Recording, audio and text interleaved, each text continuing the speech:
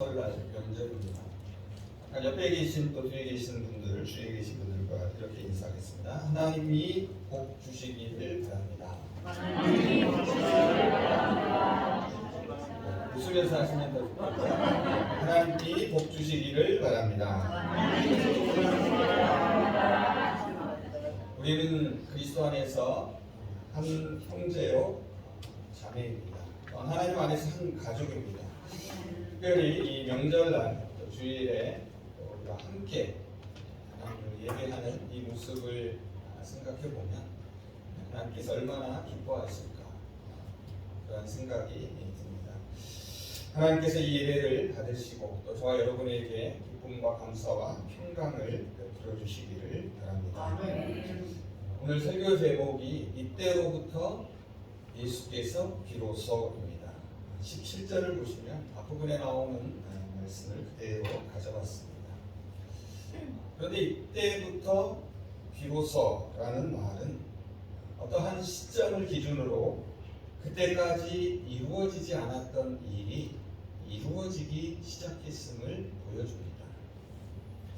또한 어떤 일이 어떠한 시점, 계기로 말미암아 꽤 오랜 기다림 끝에 처음으로 이루어졌음을 나타냅니다. 이 말을 이렇게 정리해 볼 수 있습니다. 이때로부터 비로소라는 말에는 먼저 꽤 오랜 기다림이 전제되어 있습니다. 다음으로 그 기다림 끝에 마침내 어떤 변화의 계기를 만드는 순간이 오게 됩니다. 마지막으로 그 순간을 기점으로 해서 드디어 기대했던 그 일들이 이루어지거나 변화가 시작한 상황을 말해줍니다. 이때부터 비로소라는 이 오늘 말씀을 오늘 본문의 문맥에서 한번 살펴보겠습니다. 먼저 이때부터 비로소라는 말에는 앞서 말씀드린 대로 오랜 기다림이 담겨 있습니다. 14절을 한번 보시기 바랍니다. 이것은 예언자 이사야를 통하여 하신 약속의 말씀을 이루시려는 것이었다. 자, 여기서 오랜 기다림 가운데 있었던 약속의 말씀이 무엇인지 구체적으로 이어지는 15절, 16절에 나옵니다. 이 15절, 16절은 이사야 9장 1절, 2절을 인용한 것입니다. 요약해보면 그 약속의 말씀은 어둠 가운데 있는 사람들에게 빛을 비추어 주시겠다라는 것입니다. 사실 이 약속은 당시 유대인들이 800년 동안, 그러니까 이사야 시대 이후로 기다리고 있었습니다. 그런데 마침내 그 약속이 이루어집니다. 다음으로 이때부터 비로소라는 말에는 새롭게 변하는 결정적인 시점, 어떤 계기가 있음을 보여줍니다. 이미 말씀드린 대로 17절의 첫 낱말입니다. 이때부터입니다. 자, 이때는 하나님이 정하신 때를 가리킵니다.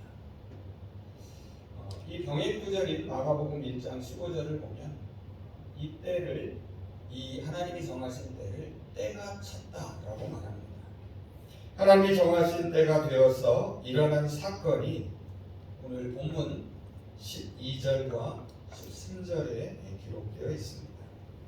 12절 13절입니다. 예수께서 요한이 잡혔음을 들으시고 갈릴리로 물러가셨다가 나사렛을 떠나 스불론과 납달리 지경 해변에 있는 가버나움으로 가서 사셨다. 전체적인 맥락에서 보면 이때는 예수님이 세례자 요한이 붙잡혔다는 소식을 들었을 때입니다. 그래서 갈릴리 가버나움으로 자신의 거처를 옮긴 시점을 말합니다. 마지막으로 이때부터 비로소라는 이 말에는 오랜 기다림 끝에 마침내 이루어진 새로운 변화의 시작이 있습니다. 17절 하반절을 한번 보시기 바랍니다. 회개하라, 천국이 가까웠느니라. 그러면 천국은 하나님의 나라를 가리킵니다. 이전에도 말씀드렸지만 하나님의 나라는 하나님이 통치하고 다스리는 세상을 의미합니다. 비로소 예수님이 천국 복음을 선포하기 시작한 것입니다. 그래서 17절을 새번역 성경은 이렇게 번역하고 있습니다. 그때부터 예수께서는 회개하여라, 하늘나라가 가까이 왔다 하고 선포하기 시작하셨다. 그리고 예수님은 하나님의 나라를 위해 일할 제자들을 부르기 시작합니다. 그 내용이 오늘 우리가 읽은 18절 이하에 등장합니다. 예수님이 갈릴리로 가신 것과 제자들을 부르신 것은 하나님의 나라와 관련이 있습니다. 이제 천국이 가까이 왔다는 이 하나님 나라의 도래를 중심으로 이제부터 예수께서 비로소에 담긴 세 가지 의미를 자세히 살펴보고자 합니다. 첫째로 예수님은 이때부터 비로소 갈릴리에서 사역을 시작하십니다. 12절을 한번 다시 보시기 바랍니다. 예수님은 요한이 잡혔다는 말을 듣고 갈릴리로 가십니다. 오늘 우리가 4장 12절에서 22절까지 읽었는데요. 이 가운데 갈릴리라는 지명이 12절, 15절 그리고 18절에 세 차례 등장합니다. 예수님은 갈릴리를 하나님 나라 운동의 중심 무대로 삼으십니다. 공적 사역을 갈릴리에서 시작하십니다. 어디에서 첫 사역을 시작하는가는 중요한 의미를 가집니다. 그러니까 이제 대통령 선거를 치를 때에 대선 후보들도 첫 유세지를 매우 신중하게 선택합니다. 하나님의 아들 메시아로서 예수님은 그 첫 사역의 시작지를 갈릴리로 정하십니다. 이것은 무엇을 의미하겠습니까? 당시 갈릴리가 어떤 곳이었는지 15절이 잘 보여줍니다. 15절을 한번 보시기 바랍니다. 스불론 땅과 납달리 땅과 요단강 저편 해변 길과 이방인의 갈릴리요. 여러분 그냥 갈릴리라고 말하지 않습니다. 이방 사람들의 갈릴리라고 말합니다. 이것은 갈릴리가 당시 이방인 취급을 받을 정도로 비천한 상황 가운데 있었음을 보여줍니다. 그리고 이 갈릴리 혹은 갈릴리 사람들을 이어지는 16절은 두 단어로 두 마디로 이렇게 표현합니다. 첫째는 그들은 어둠 속에 앉은 백성들이다. 다음 또 하나는 그들은 죽음의 그늘진 땅에 사는 사람들이다. 갈릴리 사람들이 어둠과 사망의 땅과 그늘에 앉았다는 것은 공포와 절망 가운데 있음을 말해줍니다. 성경에서 어둠은 혼미함이나 타락 혹은 낙심을 의미합니다. 흑암과 사망의 땅인 갈릴리에는 당시 아무런 소망이 없었습니다.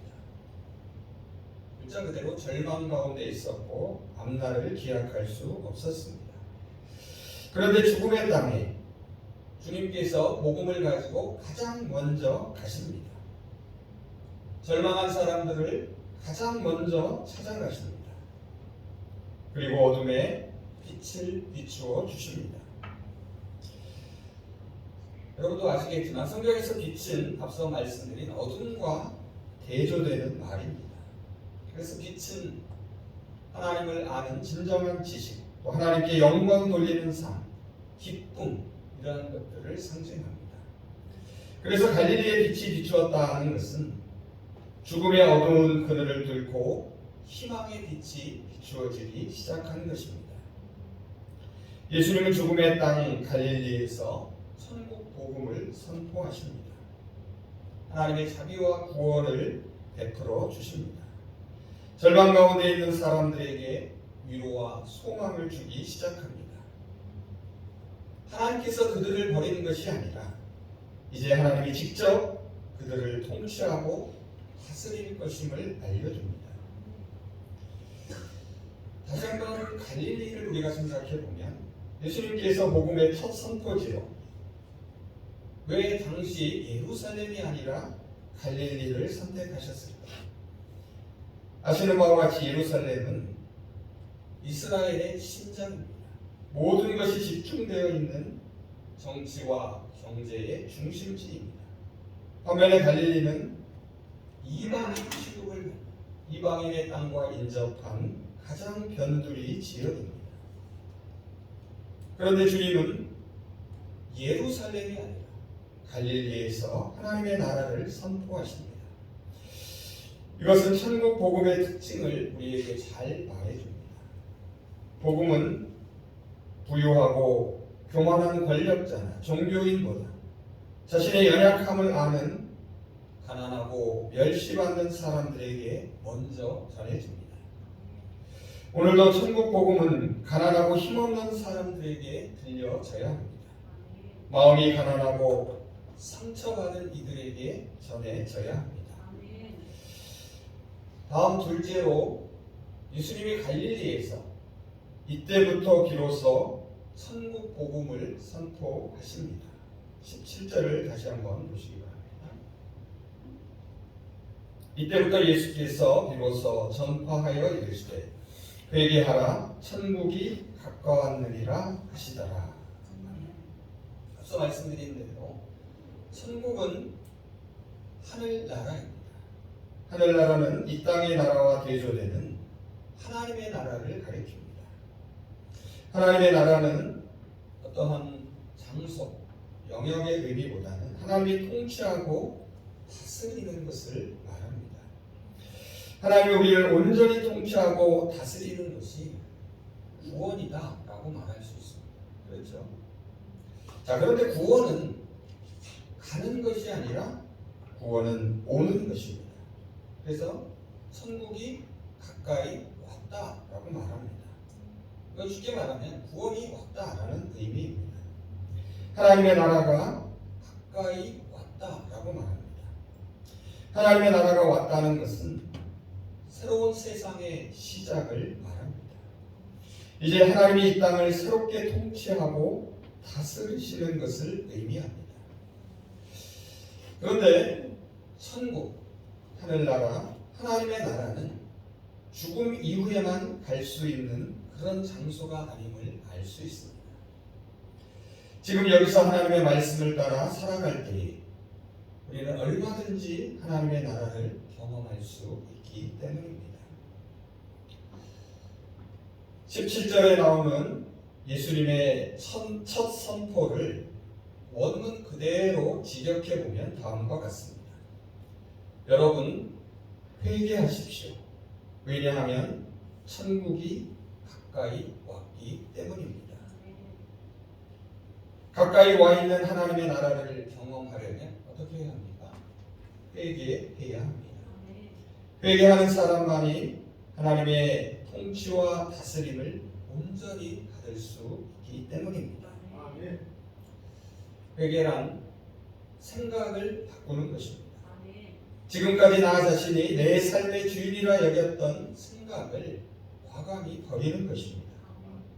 이제부터 하나님이 내 삶의 주인 되심을 인정하는 것입니다. 회개란 방향을 바꾸는 것입니다. 지금까지 내가 주인으로 착각하고 걸어온 길을 멈추는 것입니다. 이제부터 주인 되시는 하나님의 말씀을 따라 새롭게 출발하는 것입니다. 그런데 여러분, 이 회개하라는 말은 구약의 예언자들이 자주 하는 선포였습니다. 하나님께로 돌아오고 하나님이 주신 율법을 지키라고 예언자들은 끊임없이 외칩니다. 그런데 구약에서 예언자들이 회개를 외치는 것은 가만히 보면 회개하지 않으면 그들이 하나님의 심판을 받기 때문입니다. 그런데 예수님은 뭐라 말씀하십니까? 예수님은 하나님의 심판 때문이 아니라 하나님 나라 때문에 회개하라고 말씀하십니다. 하나님의 나라가 가까이 왔기 때문에 회개해야 합니다. 그래서 회개는 단지 과거에 지은 죄를 회상하며 고백하는 차원이 아닙니다. 회개는 단지 미래에 있을 하나님의 심판이 두려워서 잘못을 뉘우치는 것도 아닙니다. 회개는 새로운 삶을 살 준비를 시키는 것입니다. 그래서 회개하라는 말씀은 경고가 아니라 초청입니다. 하나님의 나라로 부르는 것입니다. 하나님의 온전한 통치와 다스림을 받으라는 것입니다. 하나님의 나라가 가까이 왔다는 것은 이제 새로운 시대가 시작되었음을 알려줍니다. 하나님의 통치가 곧 시작될 것이므로 사람들은 스스로 준비해야 합니다. 이것은 하나님이 자신을 하나님 나라의 화신으로 이해하고 있음을 보여줍니다. 그런 맥락에서 17절을 읽어보면 이 가까이 왔다라는 것은 결국 예수님과 가까운 것을 의미할 수 있습니다. 또한 천국, 하늘나라, 하나님의 나라에서 이 나라라는 말은 당시의 로마 제국, 로마의 통치에 반대되는 하나님의 통치를 말합니다. 그래서 회개란 충성의 대상을 선택하는 것입니다. 로마 제국이나 로마 황제에게 충성하는 것이 아니라 하나님께 충성하는 것이 회개입니다. 그래서 이어지는 18절에서 22절에 예수님이 첫 제자들에게 요구하는 것이 바로 충성으로서의 회개입니다. 마지막 셋째로 예수님은 갈릴리에서 천국 복음을 전하기 위해 이때부터 비로소 제자들을 부르기 시작하십니다. 19절을 한번 보시기 바랍니다. 예수께서 그들에게 말씀하셨다. 나를 따라오너라. 나는 너희를 사람을 낚는 어부로 삼겠다. 갈릴리에 오신 예수님은 갈릴리 해변을 지나가십니다. 거기서 고기를 잡으려고 바다에 그물을 던지고 있는 어부 베드로와 안드레를 보십니다. 그리고 그들을 부르십니다. 나를 따라오라고 말씀하십니다. 그런데 여기서 나를 따라오라 라는 말은 문자적으로 그대로 번역해 보면 내 뒤로 오라는 말입니다. 내 뒤로 오라. 제자는 스승보다 앞서가지 않습니다. 하나님의 나라는 내가 앞서는 것이 아니라 하나님이 앞서가는 삶을 말합니다. 목자보다 앞서가는 양을 본 적이 있으십니까? 양은 목자의 뒤를 따라갑니다. 목자가 앞서가면 쉴만한 물과 푸른 초장으로 인도합니다. 우리가 주님의 뒤를 따라갈 때 비로소 쉴만한 물과 푸른 초장에 이르게 됩니다. 내 뒤로 오라. 그것은 무엇을 의미합니까? 내 뒤로 오라는 것은 주님께서 우리의 삶을 책임지시겠다는 말입니다. 일반적으로 제자가 스승을 찾아갑니다. 저도 독일에 유학 가서 맨 처음 한 일이 제 스승, 박사학위를 지도할 지도교수를 찾는 일이었습니다. 그리고 제자가 되기를 간청합니다. 그러면 스승은 그냥 받는 것이 아니라 그를 시험해 봅니다.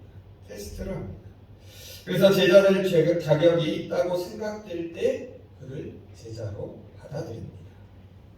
그런데 오늘 본문을 보면 예수님은 친히 제자를 찾으십니다.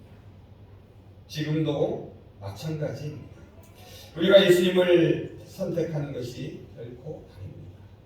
예수님께서 우리를 택하여 부르셨습니다. 주님이 저와 여러분을 부르시고 지금도 제자로 만들어 가십니다. 주님은 당신을 따르는 사람들을 사람을 낚는 어부로 만드시겠다라고 말씀하십니다. 그런데 여러분은 어떻게 느끼셨는지 모르겠습니다. 사람을 낚는 어부, 사람을 낚는다라는 말은 우리말로 어감이 좋지 않습니다. 사람을 낚는다는 것은 속임수를 써서 자신의 이익을 취하는 것을 뜻하기 때문입니다. 우리 번역에 사람을 낚는 어구로 되어 있습니다.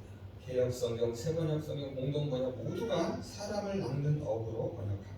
근데 본래 원문의 문자적 의미는 사람들의 어구들이라는 뜻입니다. 사람들의 어구란 물고기가 아니라 사람을 잡는 어구를 말합니다. 내가 너희를 사람을 잡는 어구로 만들겠다. 그런데 이 말도 우리말로 어감이 좋지 않기는 한 가지입니다. 사람 잡는다. 하지만 그 의미를 문맥에서 우리는 이해해 볼 수 있습니다. 지금까지 베드로와 안드레 그리고 야고보와 요한의 삶은 물고기를 잡는 것이 전부였습니다. 물고기를 붙잡아 가두고 결국 죽음에 이르게 하는 것이었습니다. 하지만 지금부터 그들의 삶은 사람을 잡는 것으로 변화합니다. 어둠에 앉아있는 사람을 붙잡아 건져내어 빛으로 인도하는 것입니다. 사망의 땅과 그늘에 앉은 사람들을 붙잡아 생명을 살리는 것입니다. 사람들의 어부가 된다는 것은 사람을 살리는 하나님의 구원 행위에 동참하는 것입니다. 결국 죽음의 바다에 갇힌 사람들을 하나님의 나라로 인도하는 것입니다. 마지막으로 20절과 22절을 보시면 이 어부들은 주님의 부르심에 즉각적으로 순종합니다. 그래서 곧이라는 말로 표현하고 있습니다. 지금까지 그들의 삶에 전도를 할 수 있는 그물을 곧 버립니다. 그리고 곧장 주님을 따릅니다. 순종은 버리고 따르는 데서 시작합니다. 그들이 그물을 버렸다는 것은 삶의 방향을 바꾸는 것입니다. 지금까지 그물을 삶의 전도로 여기고 의지하던 삶의 자세를 바꾸는 것입니다. 그런데 여러분, 놀랍게도 그들은 이제 그물 없이 어부의 삶을 살게 됩니다. 그들은 이제 그물을 앞세우고 나가지 않습니다. 주님을 앞세우고 나갑니다. 이제부터는 더 이상 그물로 어떤 것도 잡아 가두지 않습니다. 모든 그물은 결국 붙잡아 죽음에 이르게 하기 때문입니다. 이 시대에 주님이 저와 여러분을 사람들의 어부로 부르셨습니다. 이제 우리의 삶의 방향을 바꾸시기 바랍니다. 이제 우리의 삶의 자세를 새롭게 하시기를 바랍니다. 교회는 사람들의 어부들이 모인 공동체입니다. 교회는 모여서 결코 사람 잡는 곳이 아닙니다. 정죄하고 죽이는 곳이 되어서는 안 됩니다. 연약한 사람을 붙잡아 세우는 교회가 되어야 합니다.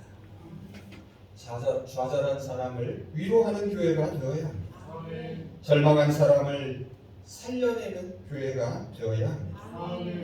지역사회를 섬기는 교회가 되어야 합니다. 무엇보다도 하나님의 나라를 경험하는 교회가 되어야 합니다. 올 한 해 표어처럼 복음의 사람 예배자로 살아가는 공동체가 되기를 소망합니다. 이제 말씀을 정리해 보겠습니다. 이때부터 예수께서 비로소 갈릴리로 가십니다. 이때부터 비로소 예수님께서 회개하라, 하나님의 나라가 가까이 왔다고 선포하십니다. 이방인의 땅 갈릴리에서 주님은 하나님의 나라를 시작하십니다. 이것은 천국 복음의 특징을 잘 보여줍니다. 복음은 가난하고 힘없는 사람들에게 먼저 들려집니다. 복음은 마음이 가난하고 상처받은 사람들에게 먼저 전해져야 합니다. 하나님의 나라는 하나님이 통치하고 다스리는 것을 말합니다.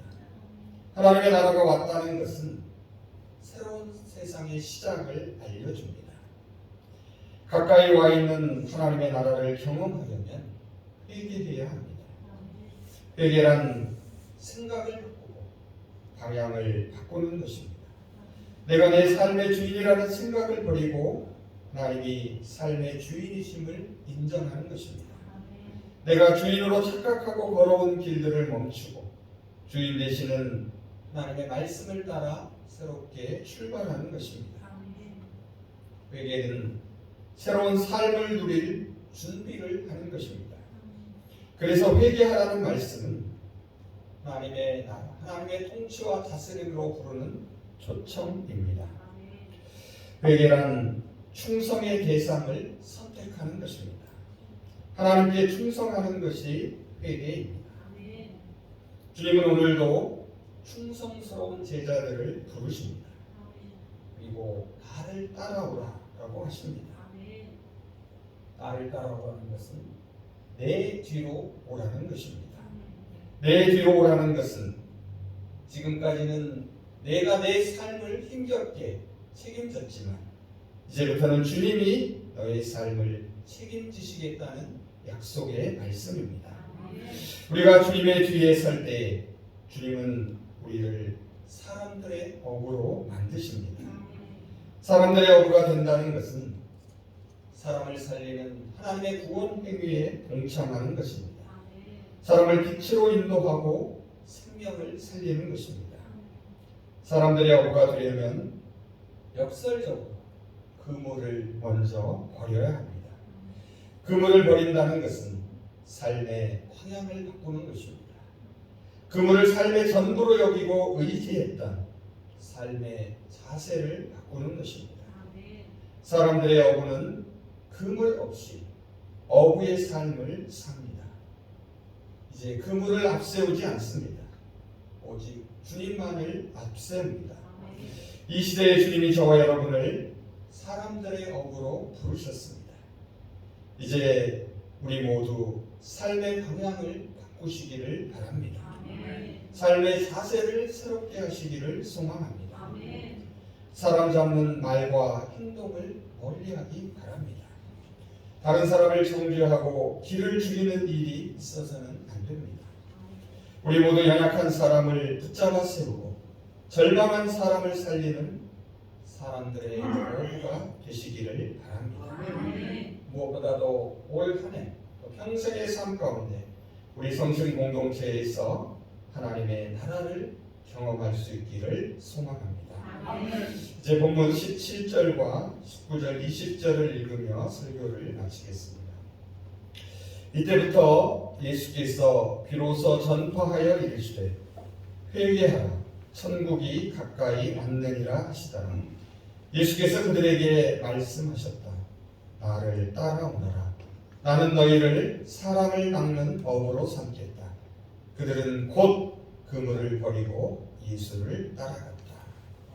기도하겠습니다.